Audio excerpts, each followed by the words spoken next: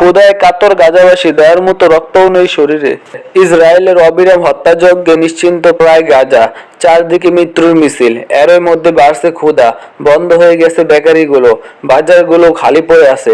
এক মাসেরও বেশি সময় অবরুদ্ধ গাজার শেষ খাবারটুকু ফুরিয়ে আসছে। খাদ্যের অভাবে ইতিমধ্যে শারীরিকভাবে ভেঙে পড়েছে গাজার বাসিন্দারা। একবেলা আটটা খেয়ে দেখা দিয়েছে তীব্র অপুষ্টি, যার জোরে কম বর্ধমান আহত প্রতিবেশী প্রিয়জনদের রক্ত দিতেও পারছে না গাজাবাসী। খাদ্যভাবে সৃষ্ট চরম অপুষ্টির কারণে রক্ত কমে গেছে তাদের নিজেদের শরীরেই। মার্কিন সংবাদ সংস্থা এপির প্রতিবেদনে বলা হয়েছে, অবরুদ্ধ ভূখণ্ডে কম বর্ধমান চাহিদা থাকা সত্ত্বেও ইসরায়েলের চলমান অবরোধ এবং অনাহার অভিযানের ফলে সৃষ্ট তীব্র অপুষ্টি অনেক ফিলিস্তিনকে রক্তদানে বাধা দিচ্ছে।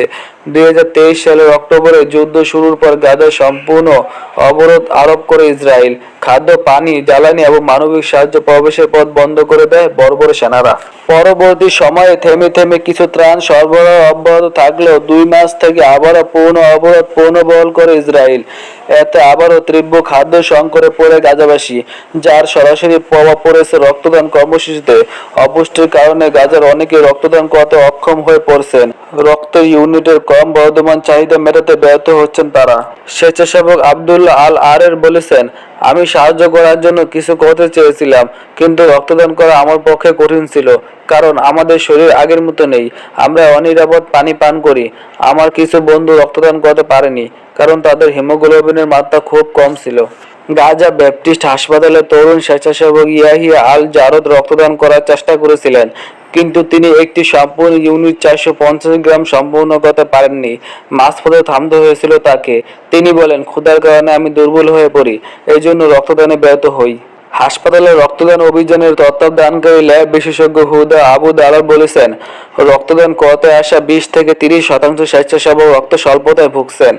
রক্তের মজুদ কম থাকে এবং দাতার সংখ্যা অপর্যাপ্ত হওয়ায় জর্ডান এবং পশ্চিম তীরের দিকে ঝুঁকছে গাজার স্বাস্থ্য মন্ত্রণালয়। এদিকে ইসরায়েলি অবরোধের নিন্দা জানিয়েছে আন্তর্জাতিক সাহায্য সংস্থা এবং অধিকার গোষ্ঠীগুলো। তা সত্ত্বেও গাজায় হামলা অব্যাহত রেখেছে ইসরায়েলি বাহিনী। মঙ্গলবার সকাল থেকে রাত পর্যন্ত 28 জন নিহত হয়েছেন। এর মধ্যে দক্ষিণ গাজার খান ইউনিসের বোমা হামলায় জীবন্ত পড়ে মরেছেন একই পরিবারের 11 জন। একাধিক বিমান হামলার কারণে ইউনিসের ওই বাড়িতে আগুন লেগে যায়। গাজা শহরের পশ্চিম অংশে বিমান হামলায় একটি পরিবারের 7 সদস্য নিহত হয়েছেন। যুদ্ধবিরতি নিয়ে নতুন প্রস্তাব কাতার মিশরের। হামাস ইসরায়েলি যুদ্ধ বন্ধে নতুন একটি প্রস্তাব তৈরি করেছে মধ্যস্থতাকারী দেশ কাতার ও মিশর। আলোচনার সঙ্গে যুক্ত এক জ্যেষ্ঠ ফিলিস্তিন কর্মকর্তার বরাত দিয়ে ব্রিটিশ সংবাদ মাধ্যম বিবিসি এই তথ্য জানিয়েছে। ওই কর্মকর্তার দেওয়া তথ্য অনুযায়ী নতুন এই প্রস্তাব কার্যকর হলে হামাস ও ইসরায়েলের মধ্যে যুদ্ধবিরতি থাকবে 5 থেকে 7 বছর। এই সময়ে জিম্মিদের মুক্তি দেবে হামাস, বিনিময়ে ইসরায়েলের কারাগারে বন্দী ফিলিস্তিনিদের মুক্তি দেবে নেতানিয়াহু প্রশাসন। এই চুক্তির আওতায় গাজা থেকে ইসরায়েলি সেনা পুরোপুরি প্রত্যাহার করা হবে। হামাসের রাজনৈতিক শাখার প্রধান মোহাম্মদ দারবিশ এবং প্রধান আলোচক খলিল আল হাইয়া এই আলোচনায় থাকবেন। তবে নতুন এই প্রস্তাব সম্পর্কে এখনো কোনো মন্তব্য করেনি ইসরায়েল। প্রিয় দর্শক, আজকের খবরটি এ পর্যন্তই। আপনাদের যদি কোনো মতামত